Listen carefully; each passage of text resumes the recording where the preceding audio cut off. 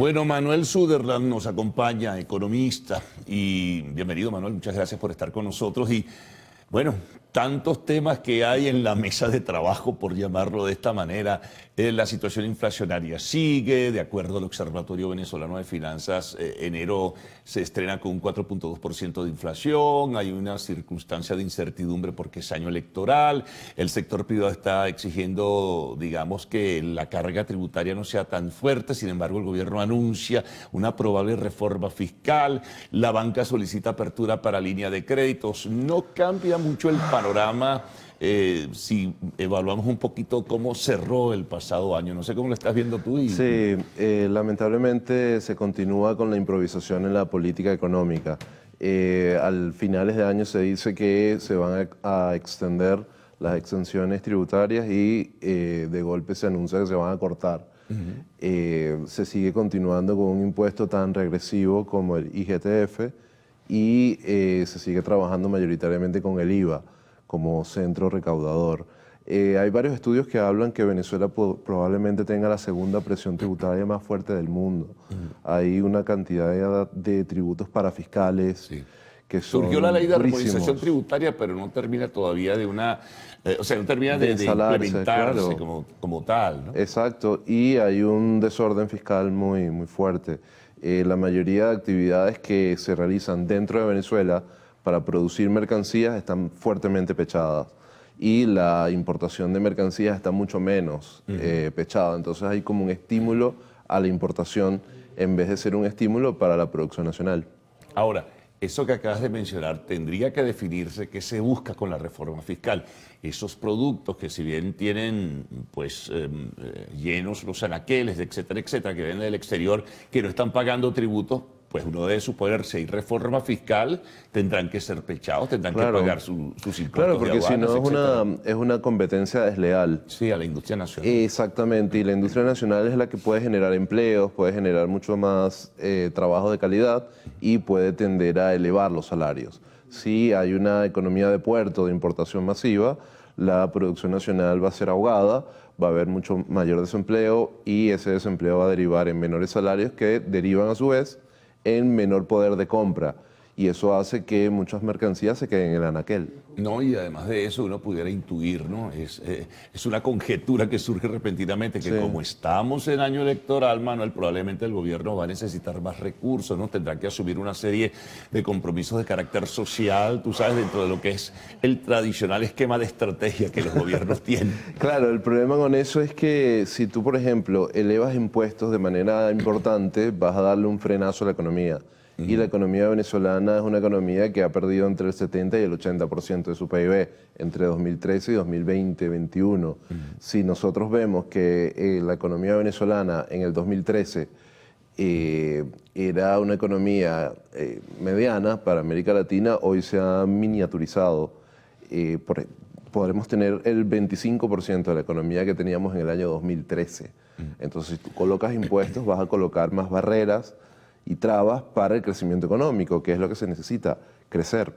Ahora, hay un elemento importante allí, una variable que nos mantiene en un nivel de incertidumbre, que son las sanciones, porque si bien se flexibilizaron por un tema estrictamente político y el cumplimiento del Acuerdo de Barbados y lo que es la ruta electoral, como ha habido allí contratiempos, el gobierno de Estados Unidos dice, bueno, si no se toma lo que se acordó finalmente, entonces nosotros estamos en posibilidad de retomar también las acciones para, de alguna manera, colocar frenos y obstáculos a la actividad petrolera, gasífera. Claro. Ya la aurífera hubo una primera decisión. Se levantaron las licencias. De hecho, no ha habido un levantamiento de sanciones. Lo que ha habido son licencias que permiten hacer ciertas actividades en ciertos sectores. Sí, sí. Las Y era por sanciones se 6 meses mantienen. hasta el 18 de abril. Exactamente. Y bueno, ya se levantaron las licencias o la licencia que permitía a Minerven exportar oro, comercializar oro, y hay una amenaza bastante fuerte para levantar la licencia sobre el gas,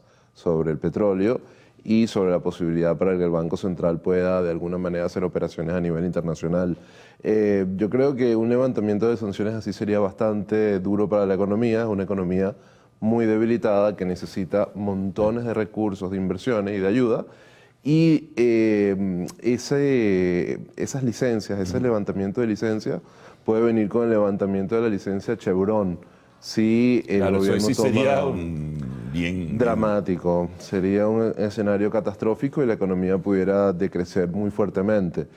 Hay una contradicción. Hay pronósticos, Manuel, augurios de que Hay cuánto podría escenarios. crecer sin las sanciones o como están Sí, ahora con la flexibilidad y extender, sí. digamos, el tiempo de elasticidad y qué pudiera ocurrir si entonces las sanciones sencillamente se retoman y se castiga la actividad petrolera y gasífera. Sí, hay tres escenarios básicos, ¿no? El primer escenario es que las sanciones son levantadas completamente o casi completamente, o las licencias se extienden de manera importante.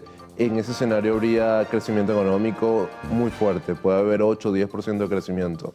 En el segundo escenario no se levantan o no se renuevan las licencias que se dieron en noviembre y se mantiene la de Chevron. En ese escenario pudiera haber un crecimiento de 1 o 2%.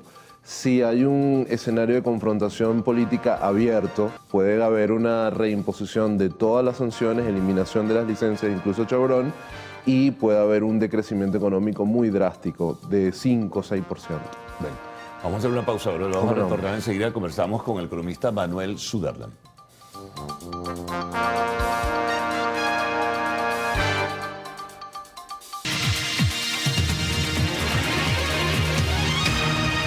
Bien, continuamos con Manuel Sutherland, economista. Bueno, ¿qué pasaría, por ejemplo, porque hay algunos análisis que indican que a pesar de que pudieran retomarse las sanciones, sería parcialmente, porque ahí también hay un contexto internacional, ¿verdad? Hay un contexto lamentablemente de guerras y en ese sentido Estados Unidos y otros países occidentales necesitan o necesitarían del crudo venezolano. Claro. Eso habría que manejarlo bien, lo que tú mencionabas también, la licencia de Chevron. Bueno, a lo mejor queda Chevron, se retoman otras, pero queda Chevron, en fin, ¿no?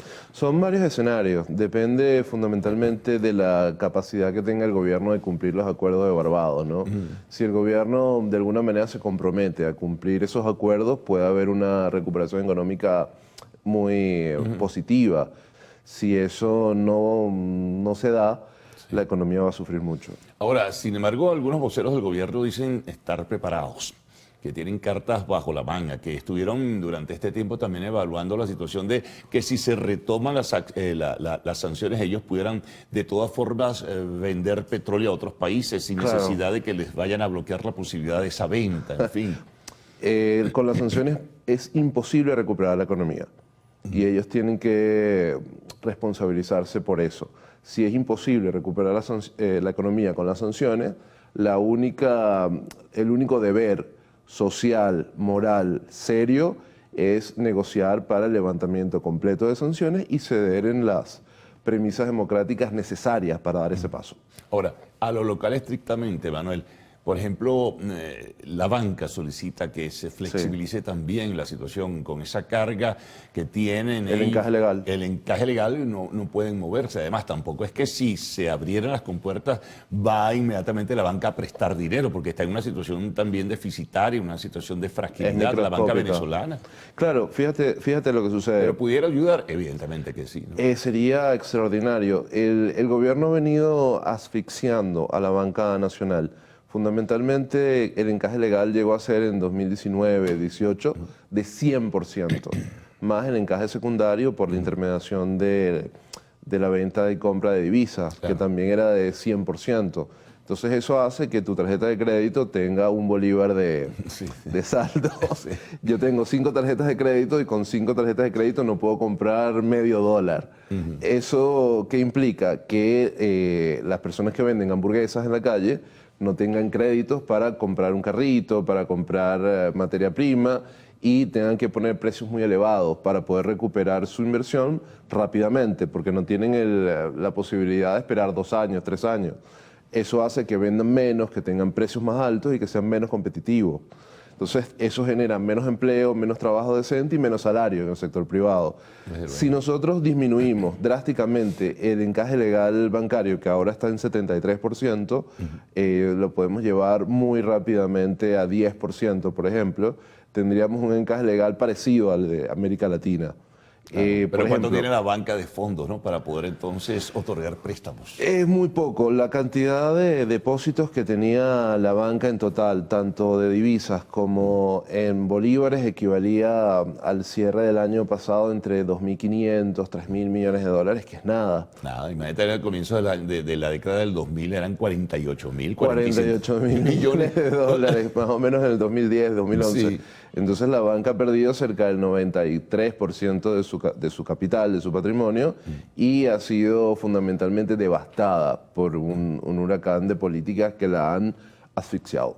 Ahora, está el tema que tú también mencionabas, Manuel, del poder adquisitivo. Claro. Tienes que mejorar la situación salarial. Está el tema de la inflación. Ok, se ha venido disminuyendo por la intervención en el mercado cambiario del Banco Central, Cosa que etcétera. no es lo correcto. Sí, entonces, bueno, está en 4.2 en el mes de enero, Que es bastante alta. es alta.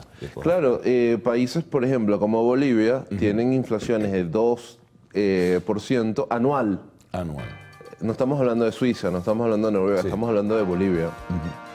Sí, claro, pero ¿qué hacer en esta situación? Hay que enfrentar, claro, no es de un plumazo que por decreto Claro, tú y- decides eliminarla. Exacto, y la vía no es vender dólares baratos en el mercado interno, no es la vía de quemar la renta petrolera con un tipo de cambio apreciado. Eso lo que hace es disminuir la capacidad de producción interna, la capacidad de competir, porque el tipo de cambio es demasiado elevado. Entonces lo que hay que hacer es exactamente lo contrario. Bueno, ya veremos.